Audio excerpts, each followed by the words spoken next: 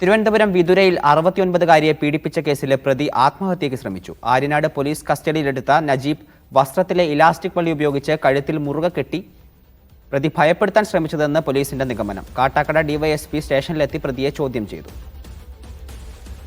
വിവരണവുമായി Safwan VP ഉണ്ട്. Safwan, police സ്റ്റേഷനുള്ളിൽ വെച്ച് തന്നെയാണോ ഇദ്ദേഹം ആത്മഹത്യയ്ക്ക് ശ്രമിക്കുന്നത്? ഇപ്പോൾ നിലവിൽ അദ്ദേഹം പോലീസ് സ്റ്റേഷനിൽ തന്നെയാണോ ഉള്ളത്? ആശുപത്രിയിലേക്കോ മറ്റോ മാറ്റിയിട്ടുണ്ടോ? ഹരിഗോവിന്ദ്, പോലീസ് ഈ ക്രൂരമായ അതിക്രമണത്തിന് ശേഷം നാട്ടുകാർ പിടികൂടിയാണ് ഈ നജീബിനെ പോലീസ് സ്റ്റേഷനിൽ എത്തിക്കുന്നത്. ഇദ്ദേഹത്തെ സെല്ലിൽ പാർപ്പിച്ചപ്പോൾ ഈ വസ്ത്രത്തിലെ ഇലാസ്റ്റിക് ഉപയോഗിച്ച് കഴുത്തിൽ മുറുകി കെട്ടുകയായിരുന്നു. ഈ പോലീസിനോട് നമ്മൾ ഈ വിഷയവുമായി സംസാരിക്കുമ്പോൾ ഇദ്ദേഹം ഒരു ഭീകരാന്തരീക്ഷം സൃഷ്ടിക്കാൻ വേണ്ടി നടത്തിയ ഒരു നാടകമാണെന്നാണ് പറയുന്നത്. ഇദ്ദേഹത്തെ ഇപ്പോൾ പോലീസ് സ്റ്റേഷനിൽ ചോദ്യം ചെയ്യുകയാണ്. അദ്ദേഹത്തിന് കാര്യമായ പരിക്കുകളൊന്നും ഇല്ല.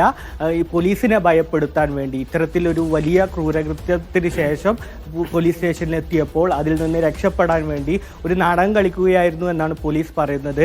ഇദ്ദേഹത്തെ കാട്ടാക്കട DYSP ഈ സംഭവത്തിന് ശേഷം കാട്ടാക്കട DYSP അടക്കമുള്ളവർ ആര്യനാട് പോലീസ് സ്റ്റേഷനിൽ എത്തിയിട്ടുണ്ട്. ഇദ്ദേഹത്തെ ചോദ്യം ചെയ്യുകയുണ്ട്. അതിനിടയിലാണ് ഇങ്ങനെ ഒരു സംഭവം ഉണ്ടാവുന്നത്. വിതുര തെളിക്കോടിലാണ് ഇത്തരത്തിലൊരു ദാരുണമായ സംഭവം. ഈ ആര്യനാട് സ്വദേശിയായ നജീബ് മദ്യപിച്ചെത്തി വയോധികയെ ക്രൂരമായി ലൈംഗിക അതിക്രമണത്തിന് വിധേയമാക്കുന്ന ഒരു സ്ഥിതി ഉണ്ടാവുന്നത്. ഇങ്ങനെ ഈ വയോധികയുടെ നിലവിളി ശബ്ദം കേട്ട് നാട്ടുകാരാണ് ഇവിടെ എത്തി ഇദ്ദേഹത്തെ പോലീസിൽ ഏൽപ്പിക്കുന്നത്. ഇദ്ദേഹം മദ്യപിച്ചിട്ടുണ്ടെന്ന് പോലീസും നാട്ടുകാരും സ്ഥിരീകരിക്കുന്നുണ്ട്.